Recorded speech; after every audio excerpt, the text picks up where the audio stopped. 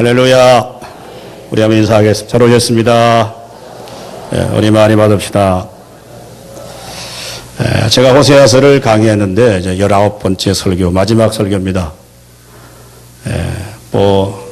여러 가지 말 많이 들었지만 별로 기억나는 게 없죠. 설교한 저 자신도 별로 그렇게 내가 뭘 설교인지 다 알 수는 없어요. 그게 또 하나님의 은혜이기도 합니다. 망각에 또 지혜를 주셔서 적당하게 있는 것도 하나님의 축복이지만 그러나 꼭 알아야 될 것만은 잊지 아니해야 그게 복이죠. 이 마지막 설교를 준비하면서 제가 2007년 방영됐던 영화 가운데 이창동 감독의 밀양이라는 영화가 기억에 났습니다. 그 영화는 아마 칸 영화제에서 여우주연상까지 받고 그 작품성을 인정받았던 참 귀한 의미가 있는 영화 가운데 한 영화였는데요. 감상하신 분도 있을 거라고 생각합니다. 그 영화 속에 보면 상당히 교회의 부정적인 이미지가 많이 들어있어요. 그래서 이런 안티 기독교 요소가 있다라고 해서 비판을 받기도 했습니다만, 그러나 그 영화 속에 하나님의 구원과 이 용서의 가치가 얼마나 맹목적이고 피상적인 구원의 용서인가라고 하는 것을 설명해주고 참된 신앙이 뭔가라고 하는 의미도 우리에게 메시지로 전해주는 것 같아요. 그 영화 주인공 가운데 기억나시죠? 신혜라고 하는 여자 주인공이 등장합니다. 자기 아들을 유괴범에서 납치돼 잃어버리죠. 그래서 이 여자가 분노하고 절망 가운데 있게 됩니다. 그래서 그 여인은 이렇게 그런 순간에 교회로 이제 인도를 받게 되어요. 교회에 와서 찬양을 드리고 예배를 드리고 성도와의 교제를 통해서 자기에게 당한 이런 모든 불행이 하나님의 섭리요 뜻으로 그렇게 이 여인은 받아들이기 시작하게 됩니다. 그러나 찬양과 기도를 통해서 그들의 신앙을 쌓아가지만 그에게 있어서 이 기독교라는 이 종교는 자기의 중심적인 환상에 불과하게 됩니다. 그래서 이 여인은 이제 교회에 와서 신앙생활하고 하나님을 만났다는 그런 의미를 가지고 구원받은 기쁨 때문에 자기의 아들을 살해한 이 범죄자를 만나기 위해서 교도소로 가요. 마주치게 됩니다. 그래서 이 신혜라는 이 주인공은 자기의 아들을 살해한 이 사람을 내가 용서해야 되겠다라고 하는 마음으로 갔는데 이미 이 범죄자는 교도소에서 예수를 믿고 다 구원을 받았어요. 다 용서를 받았어요. 그래서 내가 당신을 용서해 주겠다고 하니까 아주 뻔뻔스럽고 자랑스럽게 이미 다 내 모든 죄는 다 용서받았습니다. 이때 이 여주인공 신혜라고 하는 여주인공은 완전 자신이 갖고 있었던 이 구원에 대해서 용서하면서 다 무너지기 시작합니다. 그래서 그는 이렇게 말해요. 아니 내가 이 사람을 용서해 주지 않았는데 왜 하나님이 나보다 먼저 용서해 주었냐라고 분노하고 절규하면서 결국은 교회를 떠나게 되는 것이죠. 여러분 그녀에게 자신이 먼저 용서해 주지 않았는데 하나님이 먼저 용서해 주셨다는 그 사실에 대해서 그녀의 신앙은 완전히 다 무너지게 돼요. 그녀의 신앙은 정신적 자기 위안을 삼는 종교에 불과했어요. 그녀의 믿음은 참된 믿음이 아니라 종교적인 신념에 불과했다라고 저는 그렇게 생각합니다.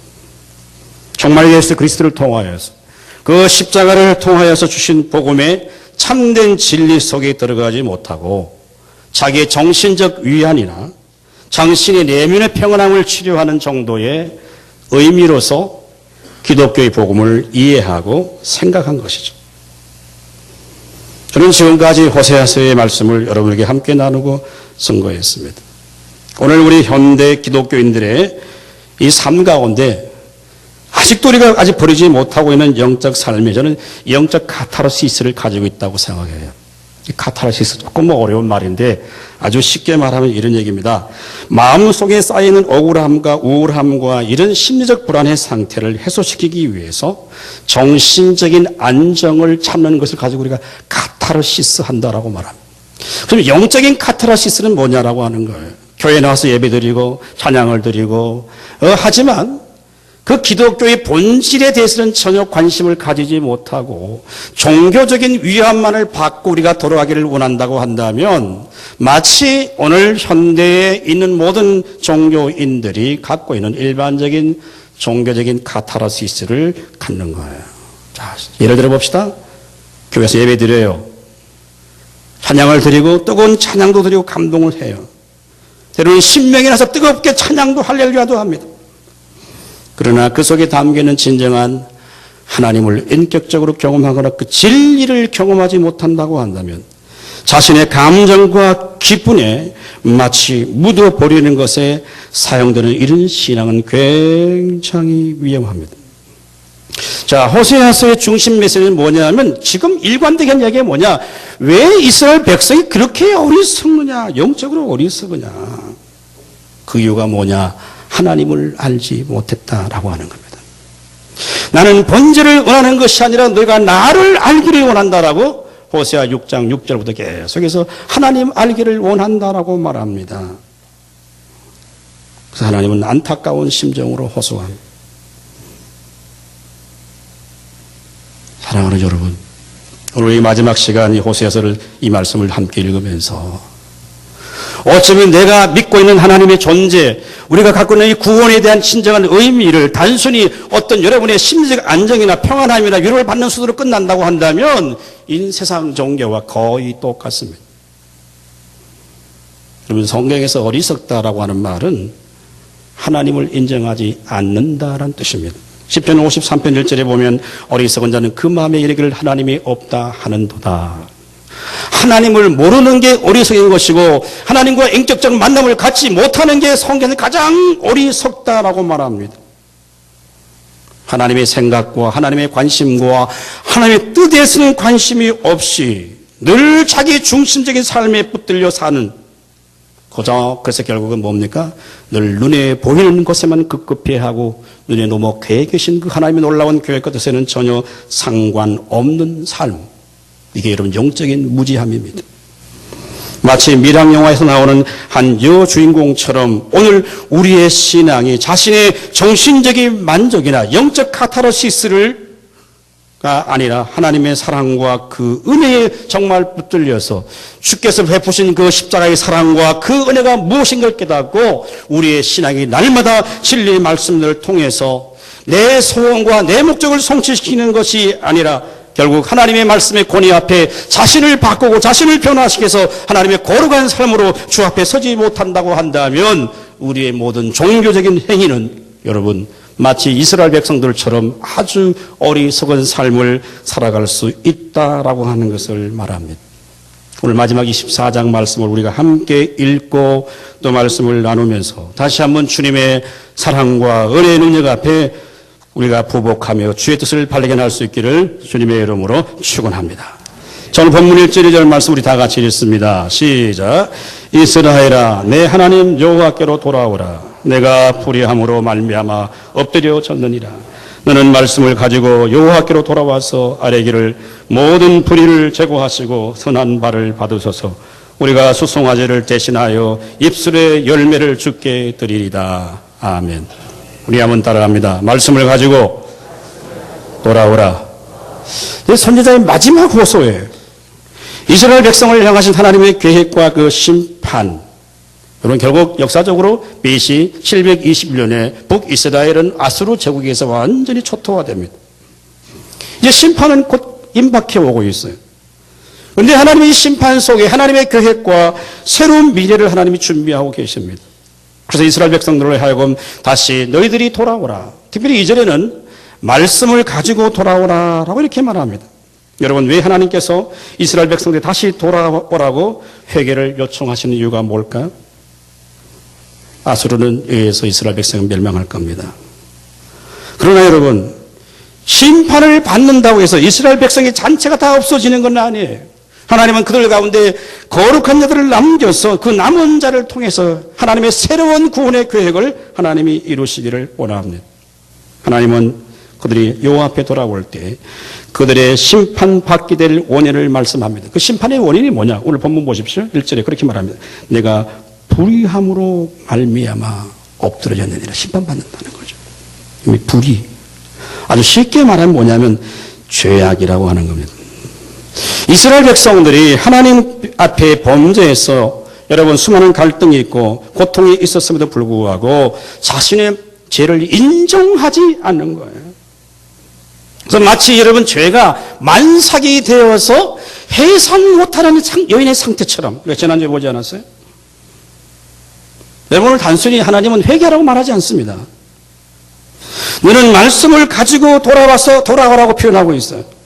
여러분 그 말씀은 무엇입니까? 모든 불의를 제거하고, 오늘 후반절, 2절 후반절에 모든 불의를 제거하고 선한 바를 받으셔서 우리가 숫송아지를 대신해서 입술의 열매를 주께 드립니다 라고 하는 말입니다. 여러분 무슨 말이에요? 하나님께 우리가 말씀을 가지고 돌아간다고 하는 것은 단순히 숫송아지 희생의 제물만 가지고 가는 것이 아니라고 하는 거예요. 우리가 하나님의 말씀에 근거해서 우리의 상한 심령을 가지고 가는 것이에요. 우리가 변화된 삶을 가지고 주님 앞에 나가는 거예요. 자신의 삶으로 목표를 삼았던 사람이 그의 가치관과 인생관이 바뀌어져서 하나님을 자신의 삶의 목적에 주겠다고 가지고 주 앞으로 가는 것이 말씀을 가지고 주 앞에 돌아가는 거예요. 하나님은 짐승 같은 재물을 원하시는 분이 아니십니다. 우리의 입술의 열매를 하나님 원하신다고 말합니다. 그래서 하나님 말씀을 통하여 찔림이 있다고 하면, 하나님 말씀 깨달음이 있다고 한다면 참된 회개의 자리로 나갈 수가 있는 거예요. 하나님 말씀이 전심으로 내 심령에 들리면 자신의 불의함이 드러납니다. 자신의 죄가 고백되어집니다. 그러나 내가 하나님 말씀을 살지 못했음을 인정합니다. 그리고 말씀을 가지고 여호와께로 돌아갑니다. 그렇다면 그 입술의 열매는 뭘까요? 오늘 3절 설명합니다. 다 같이 읽습니다. 시작. 우리가 아수르의 구원을 의지하지 아니하며 말을 타지 아니하며 다시는 우리의 손으로 만든 것을 향하여 너희는 우리의 신이라 하지 아니하리니 이는 고화가 주로 말미암아 긍휼을 얻음이니라 할지니라. 아멘. 하나님이 원하는 게 뭐냐냐? 우리가 아수르의 구원을 의지하지 않는다. 여러분 지금 이스라엘은 말이죠. 북이스라엘 남유다는 귀에만 있으면 어디로 가느냐? 하나님보다는 아수르의 군대의 힘을 더 의지합니다. 아수르가 좀 약해지면은 남쪽의 애굽의 군대 힘을 더 의지합니다. 그래서 항상 이스라엘 백성들은 중간에 있어서 아수르를 의지할 거냐 아니면 애굽을 의지할 거냐, 이 중간에서 늘 왔다 갔다 하는 거죠. 그리고 다시는 우리의 손으로 만든 것을 향하여 우리 신이라 하지 않는다. 우상을 섬기지 않겠다고 하는 거죠. 그리고 이게 말을 타지 않는다는 말은 뭐냐면 이 고대 사회, 여러분 이 고대 사회 전쟁에 있어서 말과 병거는 모든 최고의 무기입니다.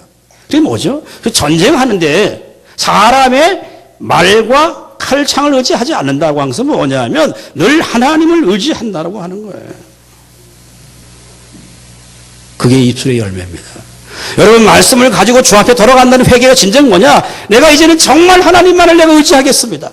내가 세상의 어떤 권력이나 힘과 돈을 의지하지 않겠습니다. 그리고 우상 숭배하지 않고 끝까지 하나님만 의지하겠습니다. 여러분 다윗의 시편을 볼까요? 시편 20편 7절 말씀 우리 한번 다 같이 읽습니다. 시작. 어떤 사람은 병거, 어떤 사람은 말을 의지하나 우리는 여호와 우리 하나님의 이름을 자랑하리로다. 아멘. 할렐루야. 우린 역사적으로 북이스라엘이 결국 우상 숭배에 빠져서 영원한 하나님의 심판을 받습니다. 그들은 하나님을 섬긴다고 하면서도 그들의 마음이 하나님께 없었어요. 사람이 만든 우상에 그 인격성이 없잖아요. 그런데도 어떻게 합니까? 왜 손으로 만든 우상에 달려가고 있냐 뭐냐면 항상 이스라엘 백성은 어떻게 생각하느냐, 마치 하나님을 바알의 그 신처럼 그가 내려준 풍요, 자신의 본능을 자극해주는 그 즐거움과 풍요로 마치 하나님과 동등하게 생각하는 거예요. 그래서 마치 그들은 하나님을 우상처럼 섬겼다라고 하는 겁니다. 우상이 뭡니까? 자주 말씀드렸습니다. 자기를 만족시켜주는 우상이에요. 여러분, 그럼 하나님은 누굽니까? 하나님이 나를 위해 있는 게 아닙니다. 하나님이 우리의 수단이 아니에요. 하나님은 우리의 인생의 목적이에요. 하나님 그분 자체가 우리의 복이고 하나님과 함께하는 자체가 하나님의 은혜고 그것이 축복이에요. 하나님을 통해 내가 뭔가를 자꾸 얻으려고 하면 그것은 바로 우상이에요. 오늘 이스라엘 백성들이 이 실패가, 영적 실패가 뭐냐? 바로 이거예요. 그래서 단순히 예수 믿어서 내 단순한 평안과 기쁨과 안녕만을 누리기를 원한다면 이게 어쩌면 우상 숭배의 삶일 수가 있습니다. 출애굽기 32장에 아주 역사적인 중요한 사건이 있어요. 모세가 시내산에 올라가서 하나님을 대면하고 율법 받으러 올라갔어요. 그래서 모세가 잘 안 내려와 기다려도. 모세가 내려옴이 더 늦다 그랬는데 그래서 이스라엘 백성이 어떻게 합니까? 이 우상을 만들어야 되겠다. 그래서 금고리, 귀고리 다 뽑아갖고 뭐를 만드느냐? 금송아지 우상을 만듭니다. 근데 그 금송아지 우상이 단순한 애굽의 신만이 아니라 하나님을 금송아지 우상으로 만들어 섬기는 거예요. 그래서 이게 우리를 애굽에서 인도해낸 신이라고 말하죠. 이게 금송아지 우상이 단순히 상징적 의미가 아니라 마치 하나님과 똑같은 금송아지를 가리켜서 하나님을 우상처럼 섬기는 범죄가 일어납니다. 이것이 이스라엘 역사에서 끊임없이 이루어지고 이제 미시 700년 전에 이스라엘은 베델과 단에다가 금송아지를 만들어 놓아요. 그래서 우리가 예루살렘에 가서 제사할 필요 없다. 너희 여기서 하나님을 섬기자. 그렇게 해서 우상 숭배가 이루어지는 거죠. 오늘 하나님은 말씀을 가지고 내게 돌아오라고 말합니다. 내가 하나님 부르면서도 하나님보다 세상 것을 더 앞서고 있다고 한다면 그걸 내려놓고 하나님께 나오는 게 말씀을 가지고 회개하고 나오는 거예요. 하나님보다는 돈의 힘 앞에 내가 더 늘 쩔쩔매는 내 자신을 마음을 뺏기는 그 마음을 뺏기지 않고 하나님의 보좌 앞에 나와서 당신만이 나의 힘이요 나의 능력입니다 고백하는 것이 하나님 말씀을 가지고 주 앞에 나오는 거예요. 하나님 말씀을 수없이 듣지만 그 말씀의 능력이 나와 아무 상관없는 삶을 늘 살아가고 있다고 한다면 하나님의 말씀이 내 삶을 바꾸고 내 생각을 바꾸고 내 가치를 바꾸는 사람만이 주 앞에 나오는 회개하는 게 그게 말씀을 가지고 와서 주 앞에 회개하는 거예요. 이런 역사가 있을 수 있기를 주님의 이름으로 축원합니다. 여러분 그때 하나님은 자기 백성을 고아픔 없는 고아처럼 버려두지 아니하시는 거예요. 하나님은 우리의 신앙의 수단이 아니라 우리의 신앙의 목적이고 목표입니다. 그래서 우리는 세상의 어떤 것보다도 하나님을 인하여 기뻐하고 즐거워할 때 그게 상도의 진정한 복인 줄로 믿을 수 있기를 주님의 이름으로 축원합니다. 여러분 이번 주에 새벽기도 말씀 묵상이 시편이었어요. 그 시편 말씀인데 특별히 제 마음에 와닿는 시편 119편 16절 우리 다 같이 한번 읽어봅니다. 시작. 주의 말씀대로 나를 붙들어 살게 하시고 내 소망이 부끄럽지 않게 하소서. 나를 붙드셔서 그리하시면 내가 구원을 얻고 내 죄를 내어 항상 주의하리이다. 아멘.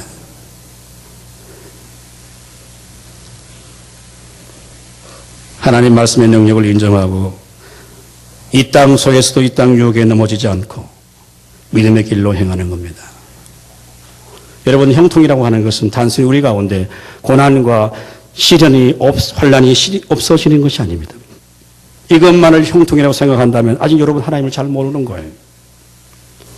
이러한 시련과 환란과 고통 가운데서도 하나님께 주신 그 목적을 따져서 우리가 살아갈 수 있다고 한다면 세상 사람들이 알지 못하는 평안과 위로가 우리의 심령에 있다고 한다면 그게 성도에게 허락해 주신 형통이에요. 그래서 하나님은 그 형통을 통해 하나님의 역사를 이루어 가시는 것입니다. 그래서 여러분 지혜로운 자는 넓은 길로 가는 자가 아닙니다. 편리한 길, 쉬운 길 그걸 선택하는 게 아닙니다. 생명으로 인도하는 길은 어떻다고 했습니까? 좁은 길이라고 했어요. 예수 믿고 주님을 따르는 길은 결코 여러분 넓은 길이 아닙니다. 이게 인간으로는 굉장히 힘든 길이에요. 그러나 그 힘든 길을 걸어갈 때 하나님께서 우리에게 주시는 위로와 평강이 우리 가운데 넘치는 거죠. 여러분 사도 바울은 뭐라고 고백했습니까? 고린도서 1장 5절에 이렇게 말합니다. 그리스도의 고난이 우리에게 넘친 것 같이 우리가 받는 위로도 그리스도로 말미암아 넘치도다. 할렐루야. 이게 여러분 뭐냐? 하나님의 말씀을 가지고 주 앞에 가는 거예요. 오늘 이스라엘 백성들의 영적인 어리석음과 실패는 뭐였느냐? 그들이 하나님을 앞에 제사하지 않은 게 아닙니다. 그들이 율법을 읽지 않은 게 아닙니다. 그러나 그들의 마음은 하나님께 두지 않았습니다. 마지막 오늘 4절 말씀 우리 다 같이 읽어봅니다. 시작. 내가 그들의 반역을 고치고 기쁘게 그들을 사랑하니 나의 진노가 그에게서 떠났음이니라. 아멘. 우리 한번 따라합니다. 하나님의 은혜와 사랑을 통해서만 치유된다. 자, 갑자기 지금 분위기가 바뀌었어요.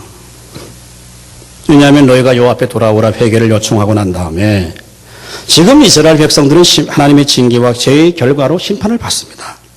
그런데 선지자는 이스라엘이 주님 앞에서 불순종하고 우상 숭배에 빠졌고 하나님의 은혜와 사랑이 떠났다고 말씀하지 않았습니까?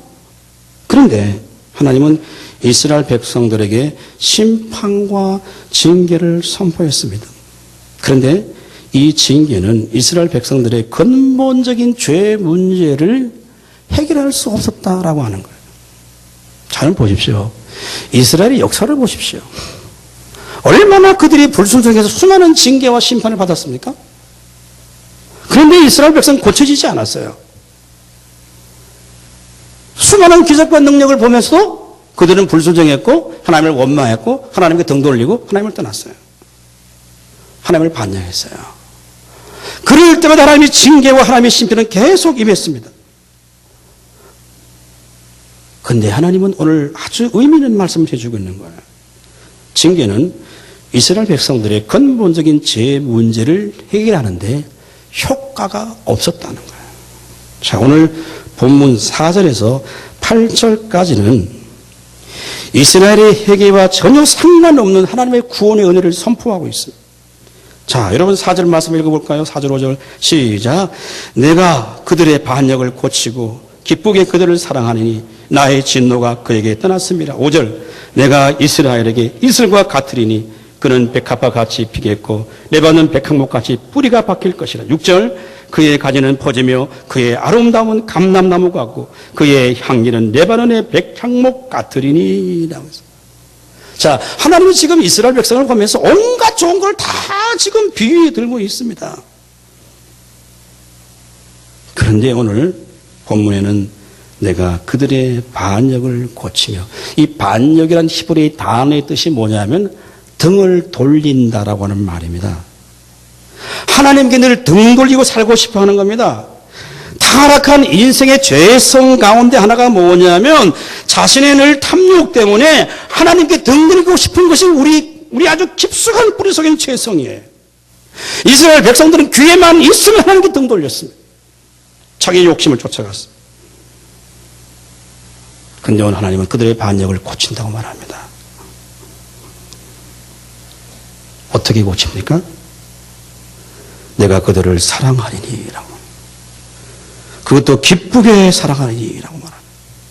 그래서 하나님은 지금 이스라엘 백성들의 이 반역을 보면서, 그죠? 이게 뭐로 보고 있느냐 하면, 이스라엘 백성의 이 죄, 이걸 뭐로 보고 있느냐?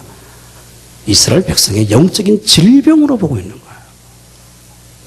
여러분, 우리 육신의 병 가운데도 난치병이 있습니다. 약으로 치유 안 되는 병이 있어요. 지금 하나님께서 이스라엘 백성의 반역들, 불순종, 죄를 바라보시면서 내가 너를 그만큼 순간순간 심판, 징계 아직도 못 고쳤는데 이거는 이제는 이거로 안 되는구나. 이게 육적인 아주 무서운 질병이다. 이걸 치료할 수 있는 건 다른 게 아니다. 끝까지 하나님의 사랑과 하나님의 은혜를 그에게 다시 부어주시는 것이다. 그걸 얘기하죠. 그런 사랑과 은혜가 그들 가운데 임할 때 그들은 마치 이슬처럼 그들에게 임하게 되고, 가장 순전한 백합화의 향기처럼, 가장 우리를 깊게 내려서 가장 뻗어가는 그 백창목 나무처럼, 가장 생존력이 왕성한 감람나무처럼 번성해 갈 것이고, 기쁨의 상징인 포도주를 마시는 것처럼 그런 기쁨들이 이스라엘 백성 가운데 함께 임하실 것이라고 하는 것을 비유적으로 설명해 주고 있는 거예요. 이 고친다라고 하는 건요, 이 단어는, 동사는 단순히 교육이나 어떤 이 징계를 통해 고친다는 것이 아니라 상처와 아픔을 사랑으로 치유한다는 것이 바로 고친다고 하는 거예요.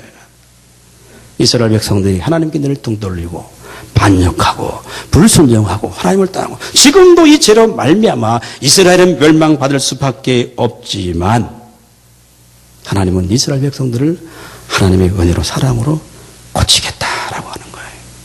자, 그럼 우리는 여기서 뭘 생각이 되느냐? 그럼 이스라엘 백성들 이런 불순종과 반역을 우리 영적으로 무엇이라고 생각이 되느냐고 하는 거예요.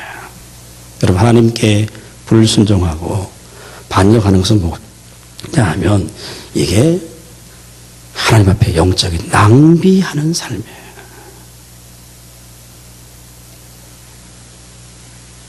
성경에서 방탕하다라고 하는 말은 윤리적 도덕적으로 술 마시고 막 주색 잡기하고 막 방탕한 이런 의미가 아닙니다.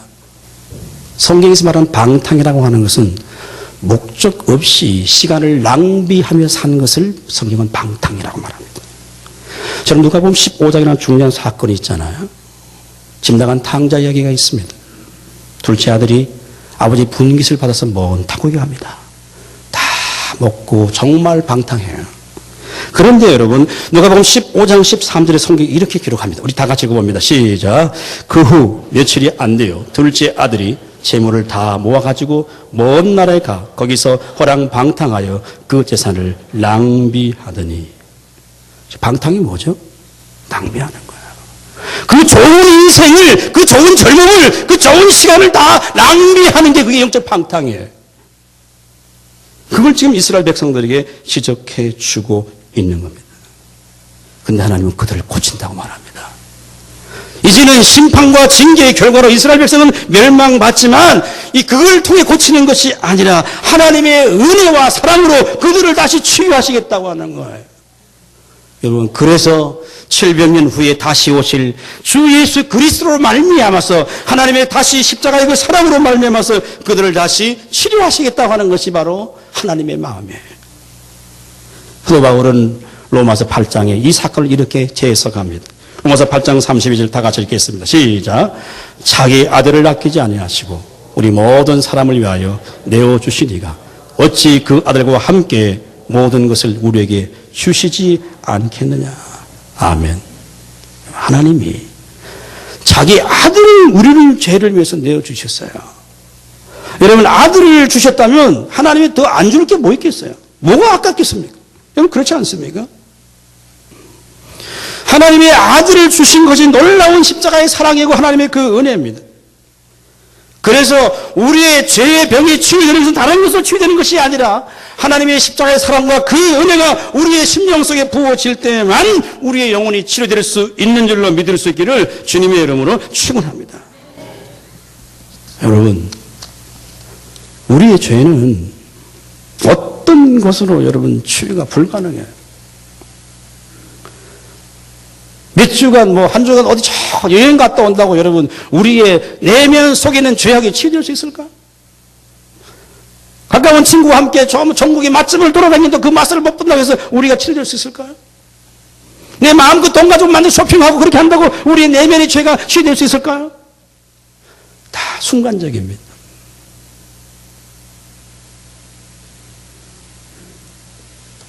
오늘 성령의 영혼에 십자가에 쏟으신 그 사랑이 우리의 심령에 넘칠 때 우리는 진정한 치유와 회복을 경험하게 되는 것입니다. 이걸 깨달은 자가 여러분 지혜로운 자고 총명한 자라고 오늘 성경 마지막 9절에 이야기하는 거예요. 9절 읽어봅니다. 마지막 9절 시작. 누가 지혜가 있어 이런 일을 깨달으며 누가 총명이 있어 이런 일을 알겠느냐. 여호와의 도는 정직하니 의인은 그 길로 따라가니거니와 그러나 죄인은 그 길에 걸려 넘어지리라. 의인이 뭐예요? 성경의 의인은 구원받은 사람이 의인이에요. 결국 구원받은 사람은 어떻게 했다라고 하는 얘기예요. 결국은 하나님의 말씀을 쫓아서 그 길로 가지만 구원받지 못할 인간은 결국 그것 때문에 넘어진다는 거예요. 그 길로 못 가는 거예요. 하나님께서 이스라엘 백성 보시면서 이스라엘 같은 은혜를 내려주셔서 그들을 백합화처럼 그들의 내반원의 백향목처럼 그들이 마치 감람나무의 나무처럼 성장하고 번식해서 그 감람나무의 기름을 가지고 예루살렘 성전에 불을 밝히는 것처럼 그들이 마치 모든 잔치의 기쁨이었던 포도주처럼 레바논의 포도주처럼 그런 향이 나고 기뻐하는 것처럼 그들이 기쁨의 포도주를 마시게 될 그 마지막 영광의 순간이 심판이 아니라 하나님의 은혜와 긍휼로 다시 그 가운데 이루어지는 거예요. 여러분, 기독교의 복음은 언제나 인간의 승리가 아니라 그것이 바로 하나님께 있다고 하는 것을 선포합니다. 우리가 말씀을 떠나고 하나님께 불순종하고 때로는 우리가 자기중심적으로 삶을 살아가고 있지만 그럼에도 불구하고 하나님의 본성으로 그 은혜와 사랑을 우리에게 베풀 수밖에 없는 분이 여호와 하나님이라고 말하고 있습니다. 여러분, 누가 지혜로운 사람일까요? 내가 하나님의 은혜와 사랑에 붙들릴 수밖에 없는 인생임을 깨닫고 빨리 하나님께로 돌아서는 거예요. 좋은 시절 다 보내고 인생 다 보내고 마지막 때 여러분 돌아오는 것도 물론 귀하지만 영적 지혜는 뭡니까? 더움에 맞기 전에, 더 깨지기 전에 그때 깨달아서 주의 은혜와 주의 사랑이 아니면 내 인생의 존재의 가치가 없다는 사실을 깊이 인식하는 자가 하나님 앞에 가장 지혜로운 자인 줄로 믿습니다.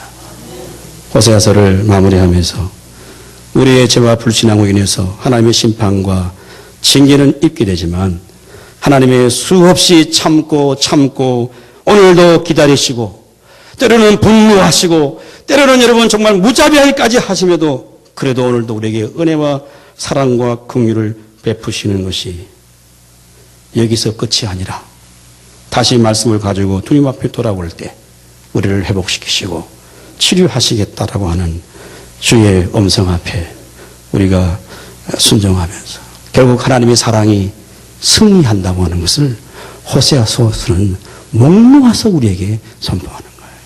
여러분, 이 말씀이 2700년 전에 이스라엘 백성을 향하신 말씀이 아니라 오늘 저와 여러분을 향하신 주의 말씀입니다.